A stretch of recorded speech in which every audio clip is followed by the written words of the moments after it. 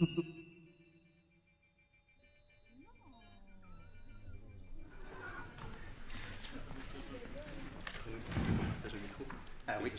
oui, ok, on a deux micros. Alors, je propose qu'on organise cette discussion un peu autour de quelques questions clés qui vont être un peu aussi sous la forme d'un abécédaire, dont la première lettre serait le B pour boiser. Parce que je pense que c'est la thématique explicite la plus claire entre les deux films du programme d'aujourd'hui, c'est-à-dire un attrait pour les lieux parallèles, pour les forêts dans les marges des villes, puis une espèce de confiance répétée que c'est dans ces espaces-là qu'on pourrait réaliser en fait que nos mouvements sont un peu trop fixes, un peu trop nerveux, puis que ce seraient ces espaces-là qui pourraient accueillir une espèce de forme de nouvelle agilité retrouvée. Alors, je trouve que la forêt de Thousand Waves Away fait écho parfaitement au premier plan de Cauchemar Conseil, alors qu'on nous présente petit à petit qu'il y a un sous-bois dans les bas-côtés de la route, puis qui nous fait découvrir un peu cet univers magique où Lucie va pouvoir découvrir les rêves. Mais j'étais aussi intéressé par le fait que plusieurs des boisés dans lesquels vous avez filmé ont été dans les dernières années mises en danger, notamment face à des projets industriels qui visaient à occuper ces lieux assez rares de l'improductibilité dans la ville. On peut penser par exemple au boisé Steinberg, puis au projet de contestation populaire de la firme Raymond Logistique qui est installée juste à côté. Alors, je me demandais comment ces boisés-là, leur rôle dans la ville, a pu nourrir un peu la fiction, le processus de tournage ou le jeu même que vous avez mis en place dans Cauchemar Conseil. Ouais. Je vais ajouter une dimension à ma biographie. Je suis né, moi, dans les Laurentides, dans le bois, pratiquement.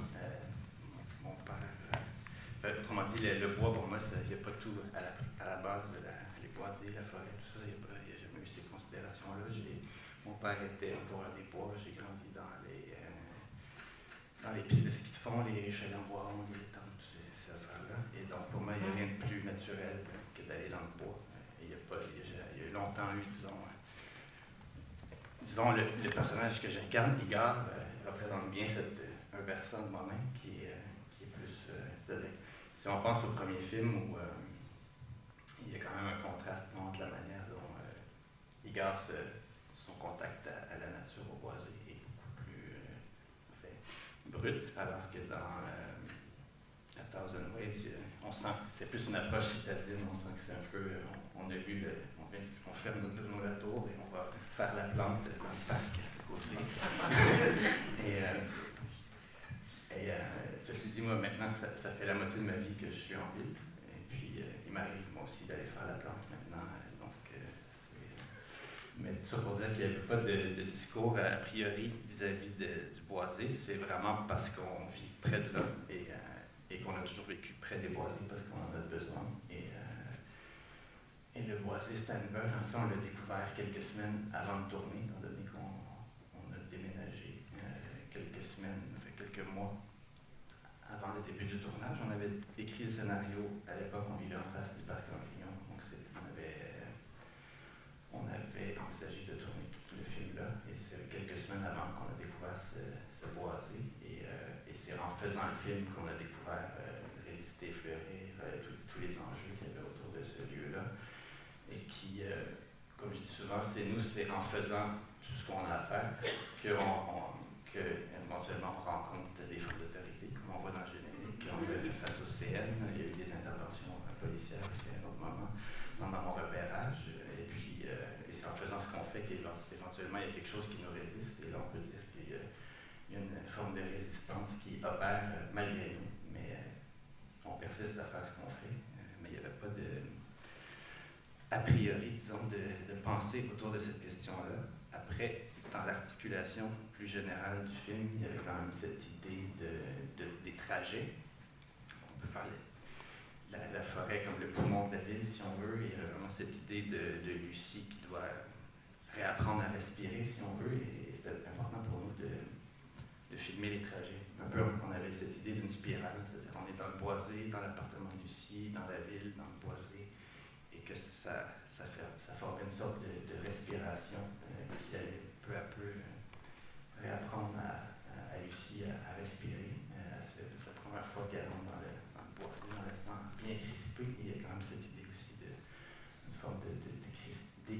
séparation graduelle. Puis l'autre réflexion a posteriori que je me suis fait, c'est que mon premier film était entièrement tourné dans la forêt. Le deuxième, Le Rêve et la radio, était presque uniquement de la ville. On voit quelques herbes folles qui poussent à travers les craques de l'asphalte. Et là, dans ce film-là, il y a une espèce d'équilibre entre la nature et la ville. Il y a quelque chose où on sent une sorte de tentative d'hybrider les deux. Oui, il y a aussi une cohabitation parce que dans Le Rêve et la radio, il y avait des plans d'arbres, de forêts, de parcs, mais c'était pas avec des personnages qui jouaient dedans, si je me rappelle bien. Puis, en fait, l'autre chose, c'est qu'avec Marie-Ève, avant d'écrire le scénario, on se rencontrait souvent au parc en Grillon pour parler. Puis, on s'est rendu compte que, c'est ça. Maintenant, on se rend compte en fait que le fait de parler en marchant, c'est une dimension aussi de ce qu'on fait. Et donc, on l'a montré aussi dans le film, cette dimension de découvrir ce qu'on a à dire en marchant dans la forêt. Oui, c'est-à-dire filmer, comment faire un film sur quelqu'un qui fait une thèse, c'est pas quelque chose qui est très excitant, donc il y a vraiment cette idée elle va se faire en marchant, en bougeant à travers la ville, puis une sorte d'allégorie de l'écriture dans ce sens-là. Geneviève? Et moi, je vais être pragmatique. Et je serais très curieuse de savoir s'il y en a qui le ressentent dans le film, mais il y a 2 lieux de tournage de forêt de boisés. Il y a 2 types de boisés. Et il y a un boisé de ville, puis un boisé qui est vraiment dans la campagne, qui est complètement hors de Montréal. Et je serais curieuse de savoir si vous le ressentez dans les plans de boisés, si vous sentez cette forêt-là, elle n'est pas entourée de ville. Ou si vous vous dites, même si on ne voit pas la ville, je ressens la ville dans le boisé. Puis c'est un film qui passe du monde de la réalité au monde du rêve. Et j'ai l'impression que dans ce contact de certains boisés à un certain autre boisé, il y a comme une frontière imaginaire, qu'on franchit les 2 sortes de boisés. On va dans un boisé qui est forêt, où la ville n'est plus présente dans la réalité de cette forêt-là. Là, on plonge dans un monde de rêve. On quitte le monde. À une exception près, je pense que c'est justement dans cette idée de spirale pour qu'éventuellement on plonge dans la profondeur de la forêt. C'est vraiment dans le dernier tiers du film où là, tous les scènes ont été tournées dans la profondeur de la forêt, c'est-à-dire chez Geneviève. C'est vraiment vers la fin, pour répondre à l'énigme posée par Geneviève. Je me demandais aussi, c'est quelque chose que je n'avais pas nécessairement remarqué la première fois que je l'avais vu, mais le nom de famille de Lucie Rivière, qui, je pense, pointe une référence très précise qui a été à l'origine de la rédaction du scénario, en tout cas de certaines rencontres autour de Cauchemar Conseil, c'est-à-dire le film Le Rayon Vert de Romer, puis autour de l'actrice Marie Rivière qui développe petit à petit au cours du film une aide potentielle puis une disponibilité à la rencontre qui rappelle vraiment une espèce de parcours progressif de disponibilité au jeu dont fait l'expérience Lucie. Je me demandais si vous pouviez nous parler un peu de cette origine-là puis de cette référence du Rayon Vert. Oui.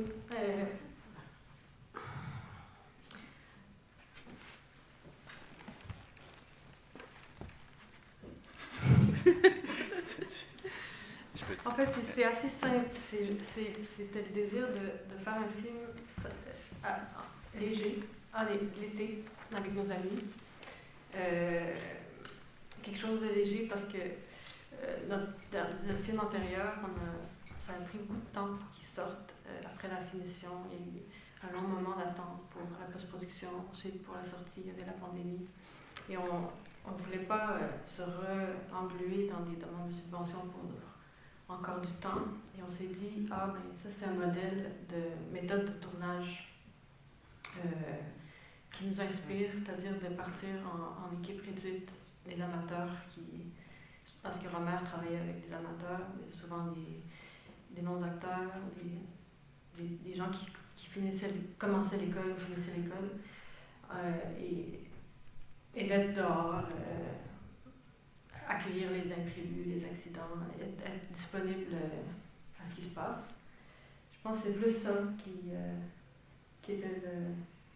était ça. Puis bon, l'histoire de Marie Rivière, on s'est rendu compte, disons, elle nous parlait, tous les trois, mais ça a beaucoup métamorphosé depuis. C'est-à-dire que voilà, ça, j'ai comme un blanc, mais bon, c'est ça. C'est plus la méthode. Le rayon vert de Romer, en fait, déjà, c'est pas tout le monde nécessairement qui a vu, mais on a surtout récupéré la méthode de tournage, finalement, plus que l'histoire dont on voulait s'inspirer au départ, et qui était aussi un film entièrement improvisé, sans scénario. Nous, on a vite décidé d'écrire quand même un scénario, tout en restant dans l'idée, c'est-à-dire que l'écriture d'un scénario n'empêche pas l'improvisation. Et puis, on a vraiment essayé de faire cohabiter les deux. Et puis, ce qui est assez beau, c'est ça, Romer, je pense qu'il doit avoir 65-70 ans, et il est à un bon moment de sa carrière, tout va bien, ses films fonctionnent, et il décide de faire un film en engageant une jeune sortante qui n'a jamais fait de la direction photo sur aucun film. Je pense même en tout cas, il a pris une équipe entièrement amateur, et il est parti pendant l'été, comme ça, tourner de manière très légère et spontanée, en ayant rien à perdre. Puis c'est ça, c'est cette légèreté-là qui nous a inspirés. C'est une drôle de description pour Cauchemar Conseil qu'un film léger qui s'ennuie pas facilement, c'est pas du tout l'impression que j'ai en l'écoutant. Pourtant, il y a une espèce de recherche à la légèreté dans le film, mais il y a quelque chose d'extrêmement travaillé, surtout dans toute la première partie qui est fortement scénarisée, avec des mouvements de caméra qui semblent encore plus complexes que dans le Rêve et la radio. La radio, c'est un film qui était composé, disons, au fur et à mesure, alors qu'ici, il y a comme une espèce de bloc d'histoire très, très, très, très dense. Tant mieux si ça a l'air de ça, mais on est 3-4 et on n'a pas de temps.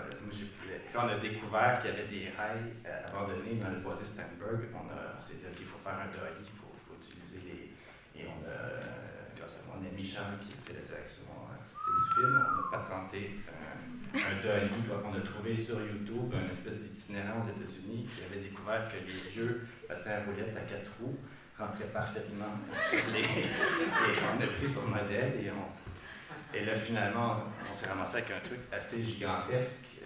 Puis on a décidé de rentrer dans l'appartement pour faire les mouvements de caméra avec aussi. Mais on était 3-4 fous en train de pousser notre chariot en sachant pas trop ce qu'on faisait. Puis, mais ça sort, on est assez content de comment ça sort.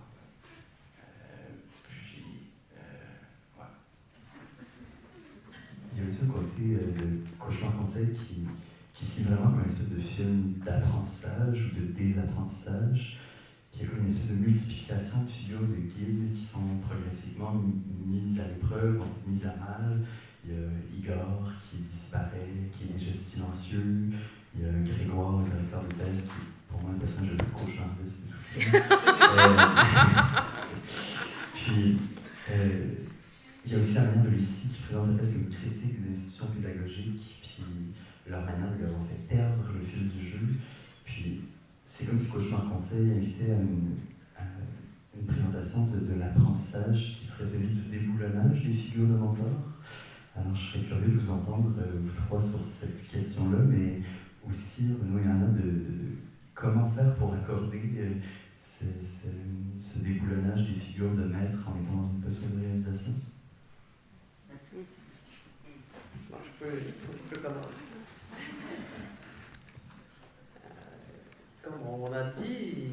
ce film a été fait avec très peu de moyens et très peu de personnes impliquées dans l'action.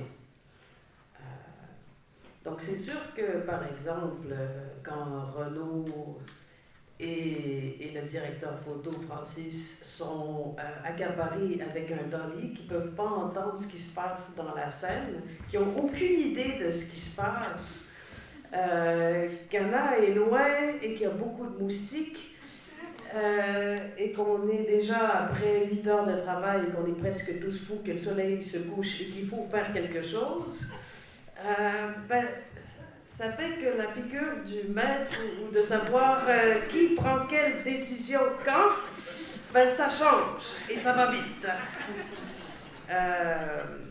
Alors, je me retrouvais souvent, je vous connais bien, parce qu'on a fait un film avant ensemble et on s'aime beaucoup. Et j'essaie de plonger dans votre esthétique quand on fait un film. Je peux faire un film avec vous, un film qui va avec vous, qui va avec votre sensibilité. Mais alors, je me retrouve dans une situation où il faut prendre des décisions vite, maintenant. C'est pas le temps de demander quoi que ce soit à qui que ce soit. Tout le monde est très occupé avec la réalité. Et alors, je prends des chances. Et en particulier, toutes les scènes de travelling au début du film où on est en discussion, je prends beaucoup de chances et je prends beaucoup de décisions. J'ai aucune idée si Renaud serait d'accord, mais je les prends. Et on verra plus tard au montage si c'était une bonne idée ou pas. Donc juste la manière d'être, même des circonstances, ont déboulonné l'autorité sur le plateau de tournage. Par la force des choses, il fallait tous être très responsables de ce qui se passe et être très créateurs et prendre des décisions intelligentes tout de suite. Et c'était souvent des longues périodes d'attente pour ensuite des décisions urgentes prises en quelques secondes. Donc, voilà. Oui, moi qui se plains souvent de la notion d'intention, je dois quand même dire qu'il y a une intention aussi de Renoir disait, un bon réalisateur, c'est celui qui fait l'endormi. Il y a quand même une intention aussi c'est-à-dire de déléguer, qu'on arrive à... En fait, le défi, c'est toujours de penser le film comme un organisme vivant. Et évidemment, quand on commence le tournage, il n'est pas encore vivant. Et le plus vite il peut prendre vie par lui-même, soudainement, il se met à répondre et c'est lui qui prend... C'est-à-dire le film et par exemple, les personnages commencent à vivre dans les actrices et là, soudainement, on a moins besoin de diriger. Il y a un philosophe qui a donné une définition qui me plaît bien de l'auteur, qui dit que c'est celui qui organise singulièrement son absence.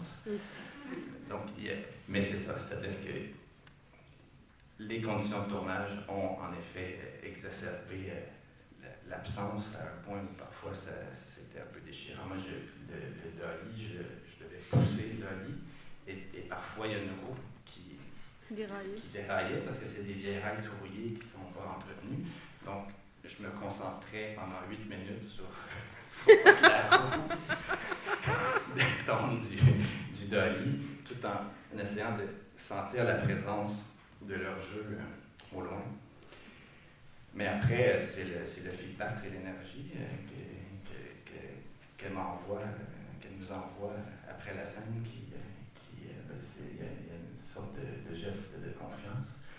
L'autre chose qui est intéressante par rapport à ça, parce qu'en effet, je veux être le plus ouvert possible à l'accident, à l'inattendu, à l'imprévu, à l'improvisation. Et il y a quand même toujours un moment quand on regarde les chutes où on est comme « Qu'est-ce qui se passe? Pourquoi elle a dit ça? » Et étrangement, il y a un phénomène, c'est que souvent mes réactions les plus épidermiques, ça se trouve être aujourd'hui les choses que je préfère dans le film. C'est-à-dire qu'il y a une sorte d'absorption du corps étranger qui fait qu'étrangement, une fois qu'on a oublié nos intentions et qu'on accueille vraiment ce qui est là, il y a plein de choses qui se révèlent comme ça. Et ce film-là est bourré, en tout cas pour moi, de choses comme ça, que j'ai eu de la difficulté à digérer sur le coup, et qui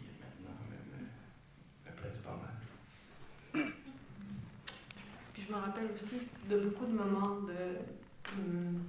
c'est ça, dans les moments d'attente où on était tous un peu en train de se demander qu'est-ce qu'on fait, c'est quoi la suite, c'est quoi, qu'est-ce qu'on veut, qu'est-ce qu'on cherche. Puis c'est très tentant à ce moment-là de recourir à demander au réalisateur. Même si on sait c'est quoi la scène, on voulait éviter de prendre le pouvoir. Puis pour habiter un espace de non-savoir ensemble, une angoisse de ne pas savoir. Puis ces moments-là, des fois, on est un peu exaspéré, c'est pas si toujours joyeux, mais si on accepte de l'habiter, après les choses viennent d'elles-mêmes. Puis, comme je le disais, les décisions se prennent un peu comme ça coule de source. Mais il faut passer à travers ce moment non, on ne sait pas. Si on cherche à tout de suite répondre comme si c'était un problème, solution, là, comme un protocole, là on perd quelque chose, une possibilité de rencontrer quelque chose dans le réel, dans ce qui se passe autour. Ça devient une exécution de quelque chose de planifié. Et on cherchait à susciter plusieurs fois des moments comme ça. Je peux te donner un exemple concret. Ouais. Un exemple concret de ça, par exemple, c'est le moment dans la moitié, deuxième tiers du film où les deux personnages sont dans une sorte d'errance, itinérance avec la musique Jeu de Lucie. Et ça, on savait qu'il allait y avoir une sorte d'errance dans la ville, mais on n'avait pas de tant que ça fait de repérage ni d'action prédéterminée. Et on s'était juste donné 2 après-midi pour construire cette scène-là, en ne sachant pas exactement ce qui allait se passer. Et je me rappelle que pendant une bonne heure et demie, on marchait en attendant de voir qu'est-ce qui allait se présenter à nous. Donc c'est vraiment cette idée d'être attentif à ce qui se présente et de ne pas presser les choses avec des intentions, avec des ordres, fais ci, fais ça. Et il y a toujours un moment d'angoisse où on est comme on prend du retard, les réalisateurs ne savent pas ce qu'ils veulent, nanana. Et là, éventuellement, on voit qu'il y a une épicerie qui est en faillite, donc ils sont en train de tout liquider leur bouffe. On s'est dit, tiens, je vais aller acheter de la bouffe. On est allé voir derrière, il y avait on a improvisé donc cette scène-là où ils font du dumpster. Plongeon de poubelle. À partir de ce moment-là, tout le reste a déboulé comme allant de soi, et on a comme construit toute la séquence comme ça. J'ai une question spécifiquement pour toi, Geneviève, aussi à ce sujet-là. Parce que quand même, le film est concentré autour de Marielle Loyer qui joue Lucie et de toi. Pour toi, c'était la deuxième expérience de jeu dans les films de Renaud Glénat. Après avoir joué dans le Rêve et la radio, un rôle quand même important, qui a aussi tout un rapport complexe avec les institutions pédagogiques d'ailleurs. Et je me demandais si ton rôle dans ce film-ci, tu l'avais conçu comme une forme d'accompagnement dans le jeu pour Marie-Ève ou une forme de guide à toi aussi qu'on pourrait ajouter dans le lot.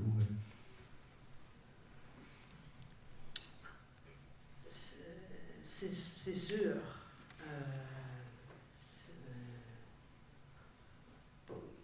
Pour moi, dans ce film-là, je l'ai joué vraiment sous le mode du petit démon.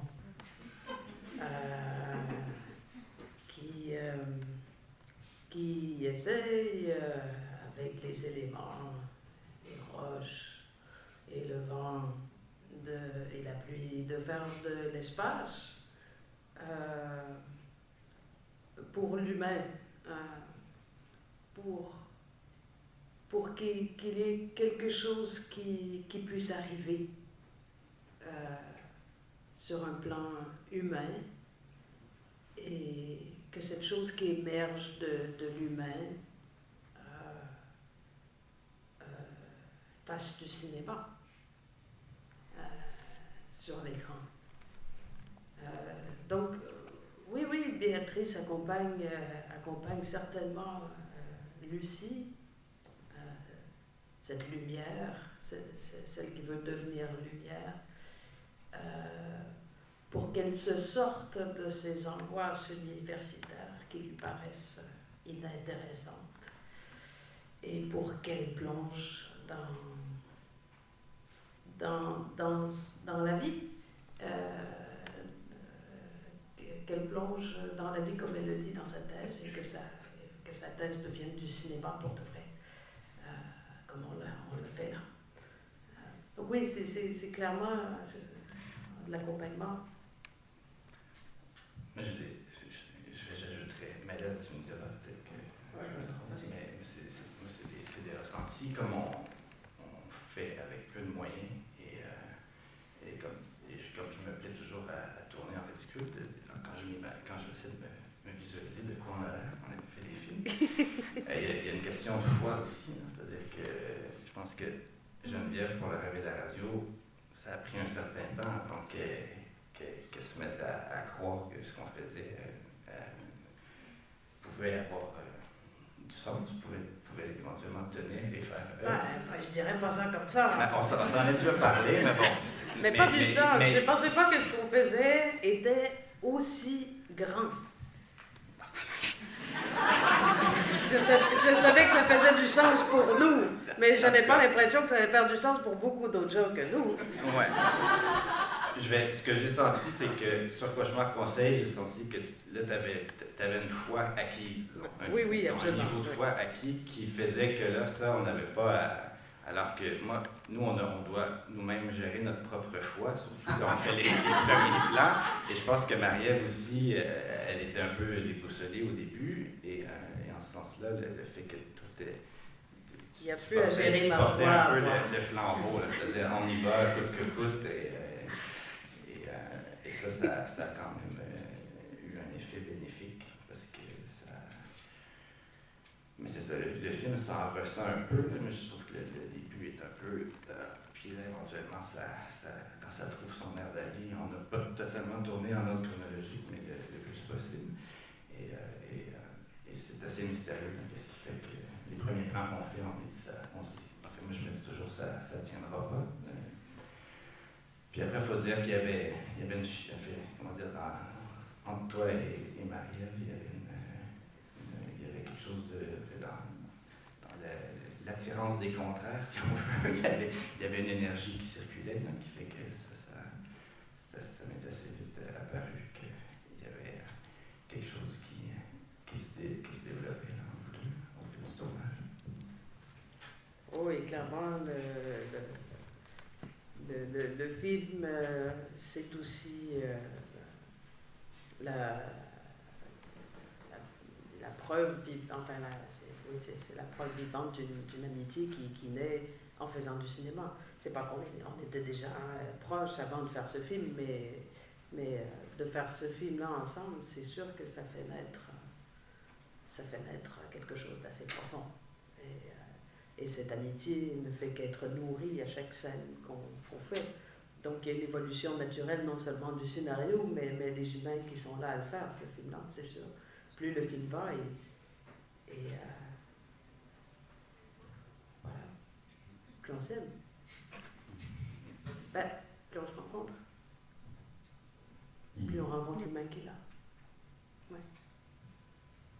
Il y a vraiment une espèce de parallélisme justement entre les relations qui sont dans le champ, dans les personnages, puis entre vous, les actrices, comme tu le dis, une espèce de recherche progressive de l'aise qu'on sent chez les personnages et qu'on sent dans l'interprétation. Vous m'avez beaucoup répété, quand on a discuté un peu du film, la citation de Rivette, qui est un cinéaste que je sais qu'on adore tout le monde ici, que chaque film est un peu comme le documentaire de son propre tournage, mais j'en ai trouvé une citation de Rivette que j'aime beaucoup. Puis il dit, au début du tournage, tout est encore possible, mais une fois qu'on a fait 2 ou 3 pas, déjà il faut suivre la direction qu'a prise le film. Mais c'est ça qui est intéressant. C'est un travail collectif, mais où on a aussi un secret.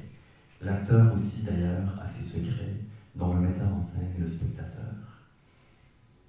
Puis, je trouvais que ça faisait vraiment écho à cette espèce d'impératif impératif de ne pas être dans la maîtrise, aussi une question que j'ai envie de vous poser qui est comment est-ce qu'on fait pour se préparer à ce genre d'attention ou à ce genre d'ouverture à l'indétermination au cours du tournage d'un film?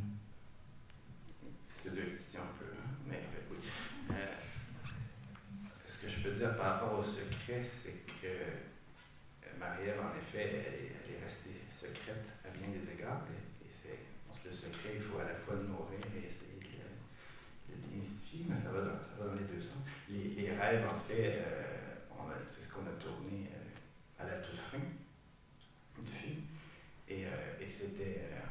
On avait écrit des trucs, mais c'est pas du tout ça qu'on a tourné. C'était vraiment des blocs noirs un peu partout dans le film qui aidaient à laisser ouvert ce secret. Et j'avoue que quand il y a eu le temps de les tourner, ça a été, pour moi, c'est difficile. Et puis d'ailleurs, c'est un peu la métaphore du personnage d'Igor, qui est un peu le réalisateur qui se donne le droit d'entrer dans la tête du personnage. Et je me suis dit, s'il faut faire ça, il faut aussi que Igor disparaisse éventuellement. C'est un peu lui, le maître des rêves. Et à partir du moment où il disparaît du film, c'est là où vraiment le film acquiert sa vie propre et se met à fonctionner tout seul, si on veut. Donc il y avait cette idée-là par rapport au secret. Être ouvert à l'inattendu. Ça, il y a le fait de tourner en plan séquence, en plan large, souvent, accueillir tous les aléas, tous les plantes qui viennent se mettre entre les personnages et qui viennent brouiller l'image, tourner dans des lieux publics, évidemment sans barrer quoi que ce soit, et accueillir tous les passants, les cris, les klaxons. Et puis, le fait aussi, c'est important d'avoir le dispositif cinéma le moins dans les genres possible des actrices pour qu'elles puissent oublier tout ça et justement se décrisper et atteindre un autre état. C'est d'ailleurs, je l'ai tout de suite vu quand on a tourné les plans d'intérieur. Soudainement, on était tout proches les uns des autres et il y avait quelque chose de beaucoup plus. Il fallait beaucoup plus travailler pour que ça se détende. Imprévu, accident. Je peux en parler pendant des heures,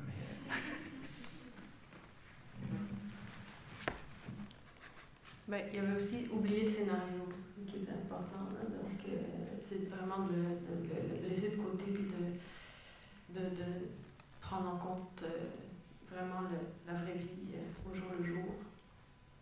Je pense qu'il y avait ça beaucoup là.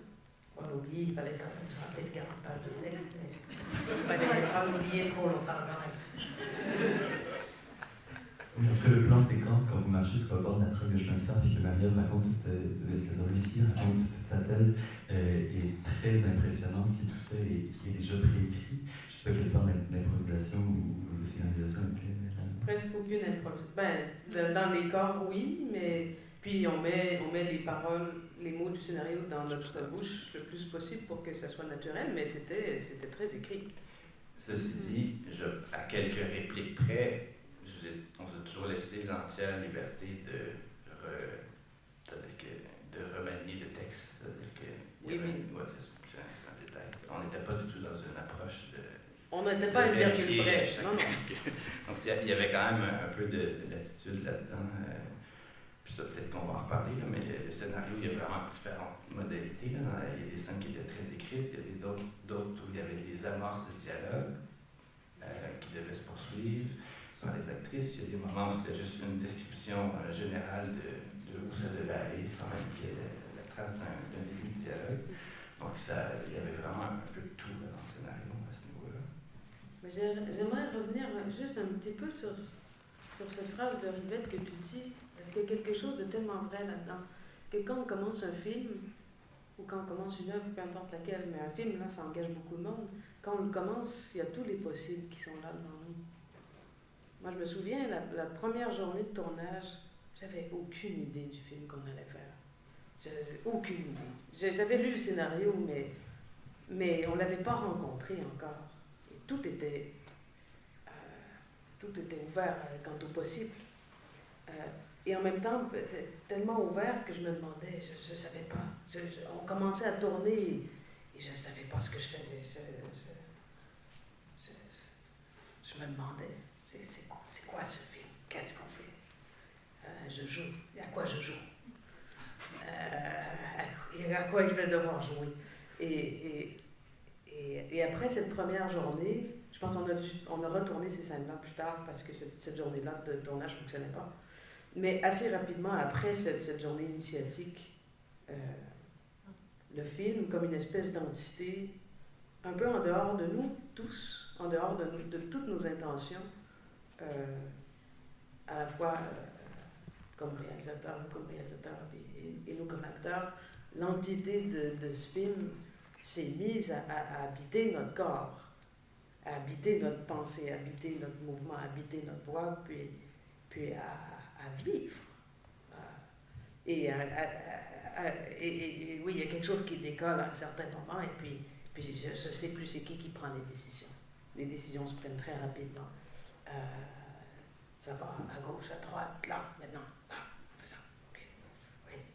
Et c'est très spécial. Et là, c'est un beau paradoxe. Plus le film va, plus c'est clair, plus cette entité-là, elle est claire, elle nous habite. Mais plus moi, comme jouant dans ce film, je me sentais libre. Plus le film était clair, plus les possibles se refermaient, se resserraient autour de qu'est-ce qu'était ce film-là, plus moi, je me sentais libre de faire ce que je voulais dedans. Je pouvais assumer une vraie responsabilité parce que je comprenais laquelle elle était. Et alors, je me sentais pas dépossédée de mon angoisse, mais elle est restée d'un bout à l'autre. Mais je me sentais libre et vivante, en pleine possession des moyens. Ça a pris un certain temps, mais à un certain moment, voilà, les contraintes du film, sa clarté a permis cette liberté-là. Est-ce qu'on pourrait dire que tu voyais un petit peu plus clairement les règles du jeu dans lequel tu pouvais... Yes, sir, madame. Mais ouais, tu disais que tu te demandais qu'est-ce que je joue. Mais c'est bien de se demander, justement, c'est ça qu'on veut, c'est qu'on se demande ensemble. Parce que c'est en se demandant ensemble que là, on prépare le feu. Là, comme, c'est ça qu'il faut. C'est comprendre c'est quoi les questions. Puis là, quand on comprend c'est quoi les questions, le feu peut prendre, puis il devient clair, puis le film peut parler, puis on obéit. Puis il n'y a plus de... Là, il y a une objectivité. Là.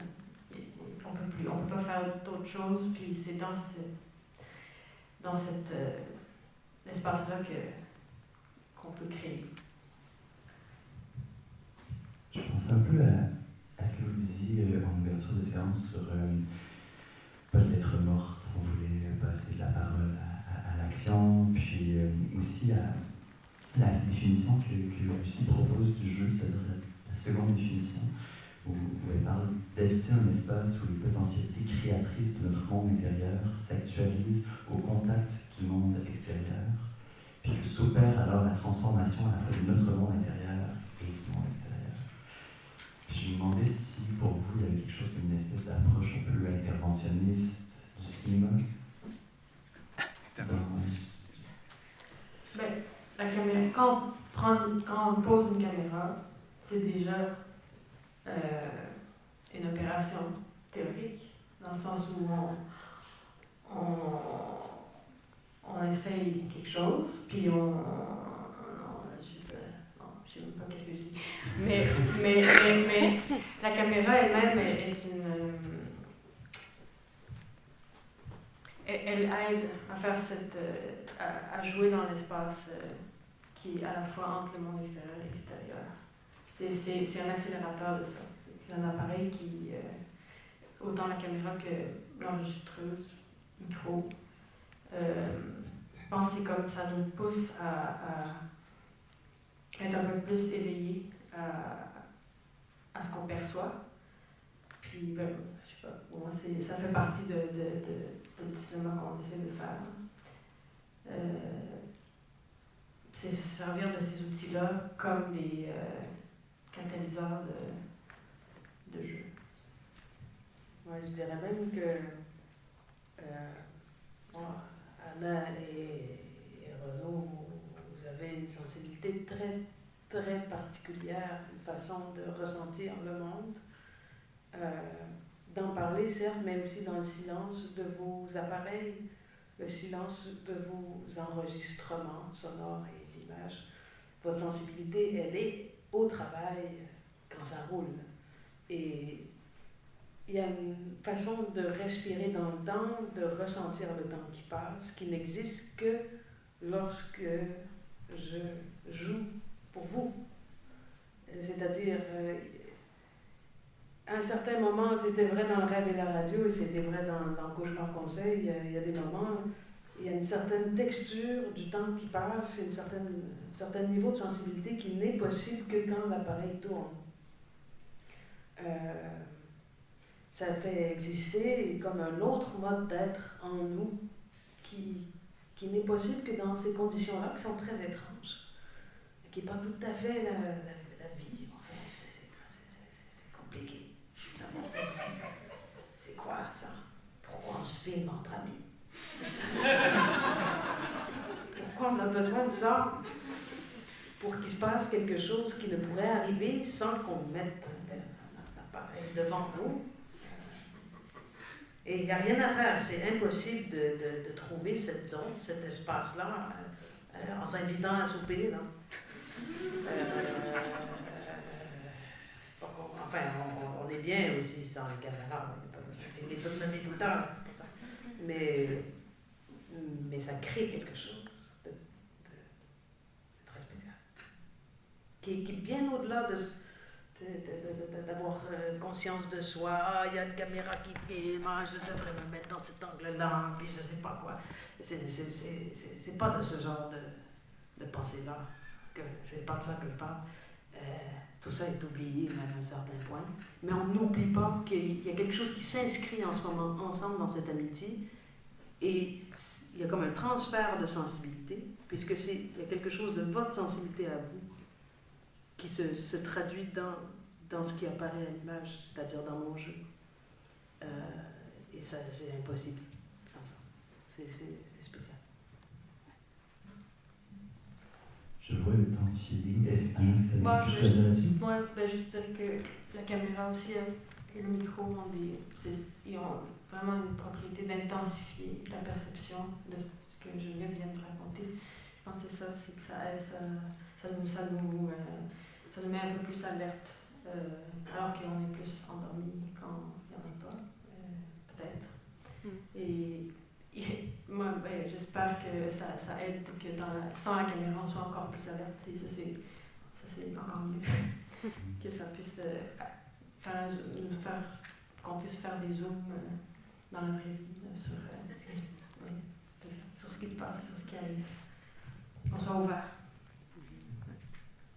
Oui, comme Béatrice le dit aussi dans le film, comme une responsabilité de musicienne qui serait celle de l'attention, mais responsabilité qu'elle peut porter parce qu'elle parle trop.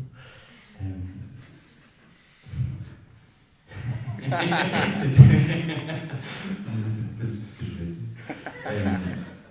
Mais je proposerais peut-être, même si j'ai d'autres questions pour vous, d'ouvrir à la salle s'il y a des interventions, s'il y a des questions pour le trio. Vous pouvez lever la main que je vais.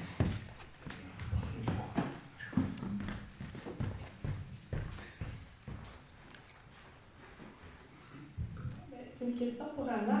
C'est une question par rapport à l'enregistrement sonore. Il y a beaucoup d'enregistrements de dialogue.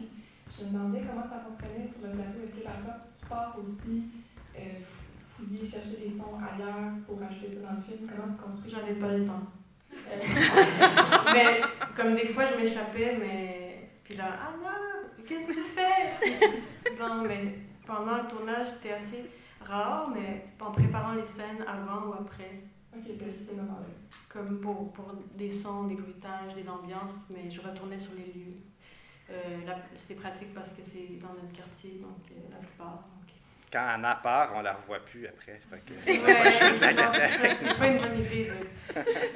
Mais essentiellement, c'était des micro-cravates, perches, mais perches difficiles à utiliser. Notre mixeur pourrait attester de ça parce qu'on était loin, souvent.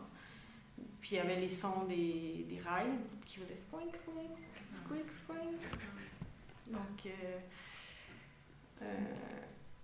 ouais, j'ai pas sur d'autres questions. Après, tu as été faire beaucoup de bruit. Après, j'ai été prendre beaucoup de son après. Ouais. Est-ce que tu avais d'autres questions sur le son? Non, c'est vraiment ton processus.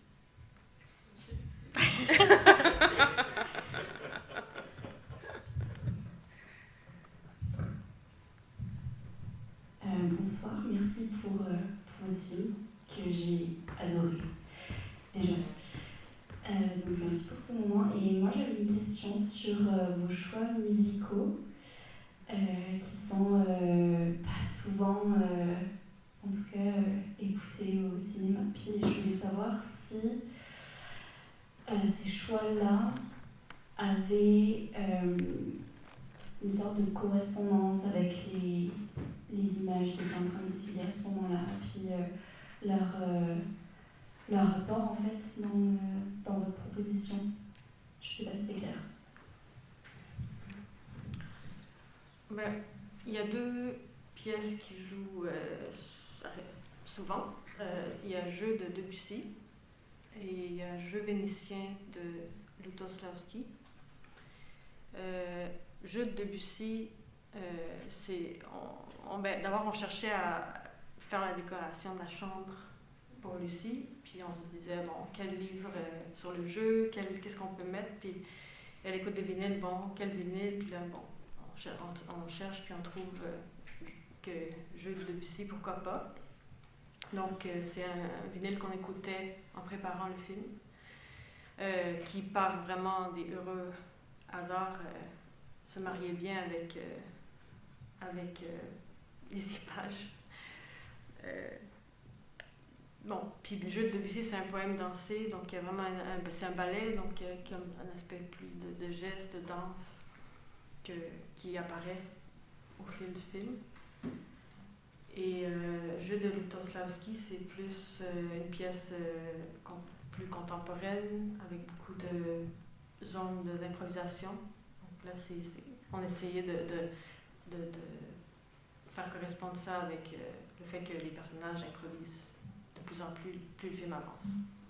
Si je ne me trompe pas, c'est un des tout premiers là, dans la musique contemporaine occidentale à explorer l'improvisation dans un cadre très classique. Ouais. Puis il y a aussi les flûtes que joue Béatrice, les flûtes en céramique qu'un ami a fait, qui est dans la salle aussi. Et ça, c'est plus jouer la vie au quotidien avec le paysage. Je sais pas si tu... Puis la pièce Jeu de Debussy, on trouvait qu'il y avait cet heureux mélange de légèreté et de gravité qu'on aimait, en fait, qui sied assez bien à ce qu'on voulait pour le film. Puis, et de mystère, de secret. Puis elle est jouée, c'est ça, elle est jouée sur un vinyle, elle arrête, elle continue, il y a plein de petits énigmes de ce type. Oui, on avait l'idée qu'elle écoutait, Lucie écoutait ça en boucle et que même dans ses rêves, ça continuait à jouer. Oui, allô. Pour le film, j'avais une question sur deux personnages masculins. Grégoire, qui est le professeur, qui a un impact quand même dominant influent en tout cas sur Lucie, mais il y a aussi en même temps Béatrice qui appelle son chauffeur, puis il arrive en 15 minutes. Donc je trouve qu'il y a quand même une espèce de contraste là-dedans, puis donc je voulais savoir c'est quoi votre intention derrière ces personnages-là masculins, puis le rapport au pouvoir. Le personnage de Grégoire, en fait, il fallait qu'il y ait cette figure-là pour des raisons qu'on n'étalera pas ici. Il fallait qu'il y ait une figure de cet ordre-là, et moi, j'avais aucune envie d'écrire, de définir, de le caractériser au moment de l'écriture. Et j'avais vraiment cette idée qu'on allait développé ensemble en cours d'écriture. Et je pense qu'en fait, personne n'avait envie de savoir c'était qui ce personnage-là. Et donc, tout le film, on a développé des astuces pour que sa présence soit médiatisée. C'est-à-dire qu'au départ, c'est à travers le téléphone cellulaire, ses premières apparitions. Ensuite, bon, il y a les micro-apparitions dans le rêve.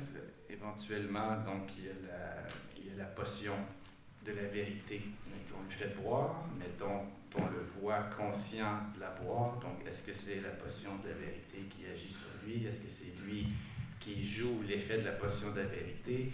Et puis, un peu plus tard, sur la voie ferrée, quand Béatrice raconte son aventure chez Grégoire en quête de la note, là aussi, qu'est-ce qu'on voit? Est-ce qu'on voit en fait, selon moi, ce qu'on voit, c'est la version perçue par Lucie à travers Béatrice qui le raconte.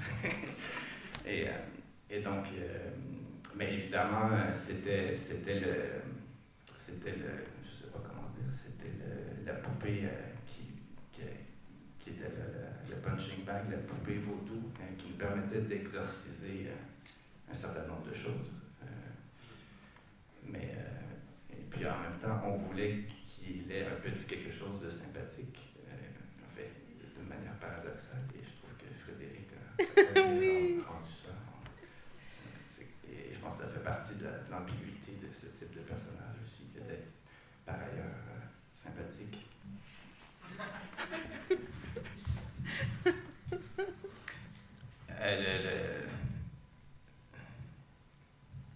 Ouais, autre chose à dire là-dessus? Le chauffeur. Là, je ne vois pas trop le lien entre le chauffeur et Grégoire. Le chauffeur,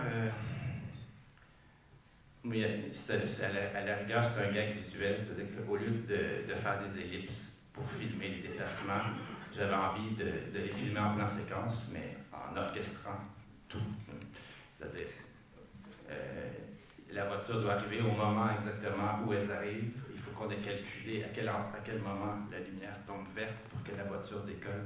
Et cette espèce d'idée que, si on veut, pour moi, ça c'est plus documentaire en un sens, dans le sens où on a vraiment orchestré tout ça dans la réalité, en temps réel, plutôt que de, soi-disant, filmer ça de manière réaliste, mais en découpant en toutes sortes de plans séparés. Et puis il y avait aussi l'idée que Béatrice, tout le long du film, aussi savoir si Béatrice, on flirtait avec l'idée que c'était une sorte de fille qui était rentrée dans l'oreille de Lucie. Et il fallait qu'il y ait comme une sorte d'aura un peu mystérieux ou magique autour d'elle, qui fait que tout semble simple quand Béatrice est là. Ben, pour le pouvoir, c'est juste ce qui vient comme spontanément, c'est que pour nous, c'est une diminution de dimension, de puissance, d'agir. Donc, c'est normal aussi que Grégoire ne sache pas trop quoi dire, parce qu'il n'y a pas vraiment. C'est un peu vide, là, parce que ça peut être n'importe.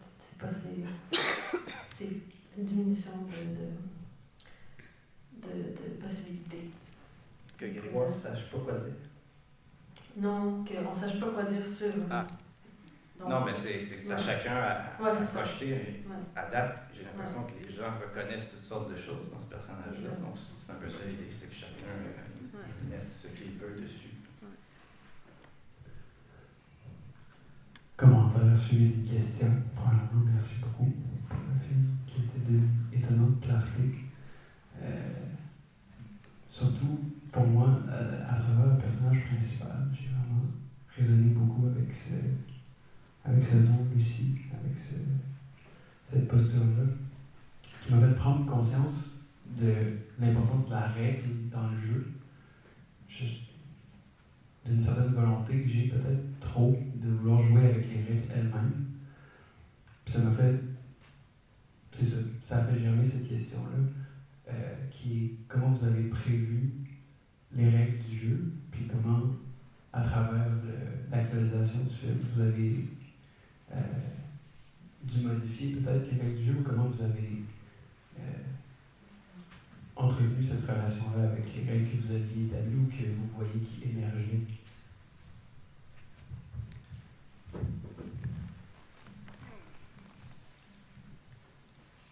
Une manière, disons, simple de dire où est la règle, ce serait le scénario.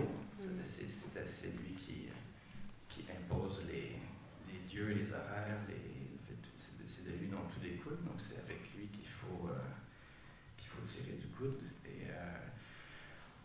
Et donc, c'est comme je l'ai évoqué un peu plus tôt, on a écrit un scénario, c'est-à-dire qu'au départ, on voulait travailler sans scénario, et là, paradoxalement, pour garder l'espace d'improvisation, à partir du moment où on a découvert qu'on n'y arriverait pas sans scénario, il a fallu écrire 2 fois plus qu'un scénario normal.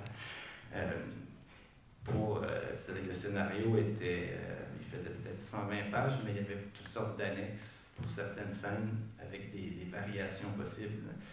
Donc, à la fois toujours cette idée de baliser, de voici un ensemble de possibles, puis en même temps, ça ouvre des possibles par rapport à la ligne générale du film.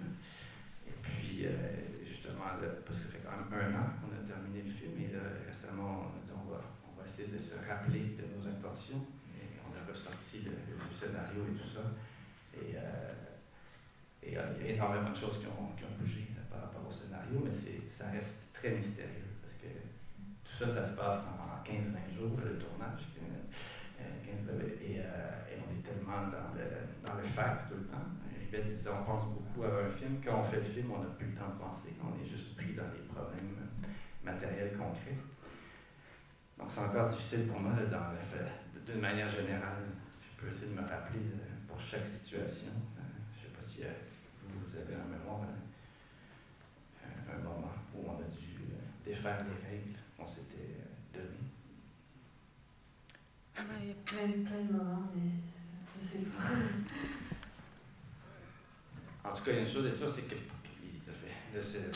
quand il n'y a pas de. Quand on improvise, il y a quelque chose de très vertigineux. Je me rappelle la scène du feu, entre autres, où un des éléments pour décoller, ça a été l'alcool, entre autres.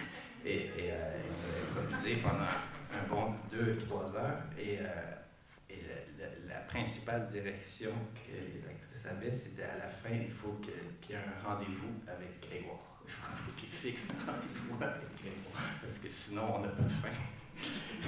Et elles ont tout fait, mais elles n'arrivaient pas au point où elles appelaient Grégoire. Le feu s'amenuisait. Et ça, il a fallu ouvrir une autre bouteille, 2 de plus pour éventuellement. Mais quand on a tourné le fameux moment où elle s'appelle Grégoire, on était tous épuisés.